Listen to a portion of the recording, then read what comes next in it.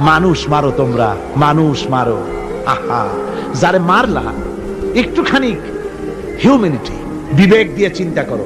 যাকে মেরেছ ওই রাত্রে তার বাড়ির কাছে যাও, ওই রাত্রে গোপনে তার বাড়ির কাছে গিয়ে দেখো তার মা কিভাবে তার সন্তানের জন্য কাঁদতেছে, মায়ের কোলটা খালি হয়েছে বলে কিভাবে কাঁদতেছে, তার বাবা কিভাবে কাঁদতেছে, তার বউ থাকলে কিভাবে ছটফট করতেছে, তার কলিজার টুকরা সন্তান থাকলে কিভাবে আব্বা আব্বা বলে কাঁদতেছে।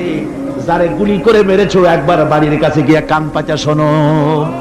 মনে রাখো যুবক, সন্ত্রাসীরা শুনে রাখো, অস্ত্র দিয়া মানুষকে যারা মেরেছো, আল্লাহর কসম করে বলি যেভাবে মেরেছো ওইভাবে তোমাকেও নিহত হতে হবে, কোনো সন্দেহ নাই।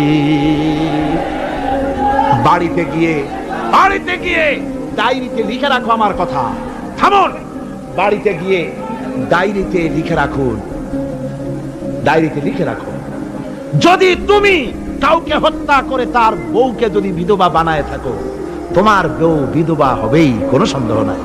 তুমি যদি কারো ছেলেকে এতিম বানায় থাকো, তোমার ছেলেকে আল্লাহ এতিম বানায় রাস্তায় ভিক্ষা করায় ছাড়বেন। তুমি যদি কারো বাপকে মাকে কাঁদায় থাকো, আল্লাহ রাব্বুল আলামিন তোমার মা বাপকে কাঁদাবেন। তুমি যদি বেয়নটের খোঁচা দিয়া, ড্যাগারের খোঁচা দিয়া একটা মানুষকে যদি বুক ফেড়ে থাকো, তোমার বুকটা ঝাঁঝরা করে দেওয়ার মতো অস্ত্র আল্লাহ তৈরি করে রেখেছে।